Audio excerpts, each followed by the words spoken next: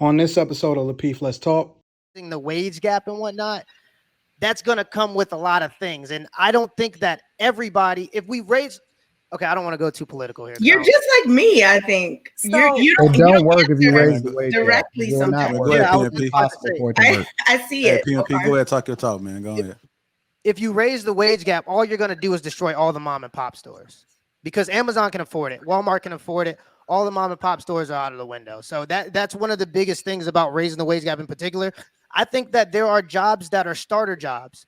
And if you are a person with a plan, you say, hey, I'm going to save this amount of money. And that's what I was going to say about Anton too, because Anton was talking about $100,000, but he was talking about people that are spending it irresponsibly on material goods and not setting any money aside for the future or investing any of it. And there are a lot of people that do that. So many people are in too much credit card debt. And so if you're a person like that and you are complacent with your Starbucks job so you can fuel the elite to have more and more money, that's on you.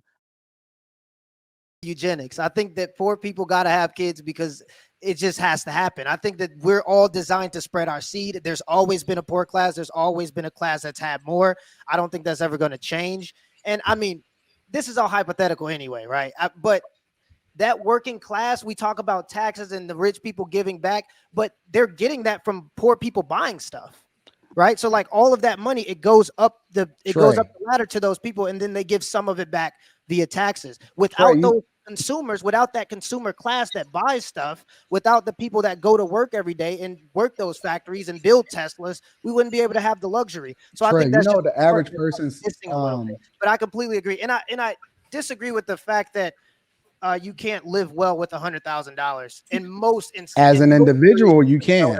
Now, if you're As an individual, you can, Trey. Like LA or maybe Miami or New York, major cities, no, not with 4 people. As an individual, wait, Trey. You can live very well with $100,000. You telling me that a family of 4 can live very well on grossing $100,000 a year? Yes, I have clients that make less than that, but continue. Yes. Anton, I think you too rich, y'all, bro. Wait, that's not true, bro. Listen, honestly. Y'all missed. Wait, One at a time. Listen, bro. Hold on. Let me just say this one last thing. Y'all missed what he said. Let me just say this one last thing. He said gross. Let me say this one last thing. He said gross 100,000. Let me say this one thing. Hold on, Island Girl Q. You should know. One at a time. One at a time, y'all. One at a time. The average retirement account is less than $65,000 a year. Yes, which is not enough. Majority of people that retire, because people they just living. They're not planning for the future. They're hoping that something happened. They're hoping that they increase Social Security, which is not even fully funded, right? They're printing more money than ever, which actually raises when you go to the grocery store, your $100,000 goes nowhere anymore. You can't go to the gas station. You can't go to the grocery store. The cost for you to do business and live and be able to take in goods and services in order for you to feed your face and feed your family is absolutely horrific. It is going down the drain every single day. When people are retiring, they have nothing. Most people, and this is a fact, you can Google it, okay? You can look it up right now. Most people that make over $100,000 a year are living paycheck to paycheck. That is a fact. They are not planning for the future. They're not putting up for their kids to go to college. They're not doing none of that. In order for you to be able to thrive in today's society, you have to, especially if you have more than 2 kids, you have to make well over $100,000 a year. Most people are not adequately prepared financially for their future. Anton, can we set a baseline real quick? Because I don't want to skip over that. You said something that was important. You said gross, right? Okay. So the net of 100,000, I think what you said before was that the net of $100,000 salary would come out to 60,000. Yes. $67,000. Okay. So wait. Hold on. Listen to this real quick. We're talking about husband, wife, 2 kids on $67,000 a year. That's what we talking about. Yeah. Most households got two vehicles with 2 car notes, and one of them ain't got insurance on it. Most people are not fully funding their retirement. Most people are not putting money into their 401k, Roth 401k, or Roth IRA. Most people are not living. They don't have money put up for their kids to go to college. When their kids go to college, they're gonna turn out worse than their parents because they're gonna wind up getting $120,000 in student debt in order to even be able to get a career to make $50,000-$60,000. And then they're gonna have a mortgage in which you got to pay the property taxes, and the property taxes is even higher if you go to Tennessee, Arizona, Texas, Florida, any of those places. So it offset the property taxes. I'm telling you that it don't go that far no more. It is not enough to raise a family of four. That's just my personal opinion. Hold on, y'all. I don't believe that it go that far. Go to K next. Go ahead, K. Oh my God.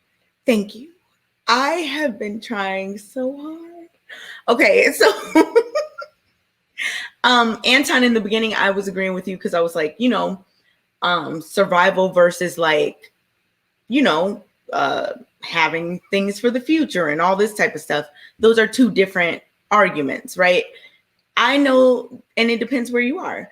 Absolutely, people can survive a family of 4 off of 100K. It happens all over the place.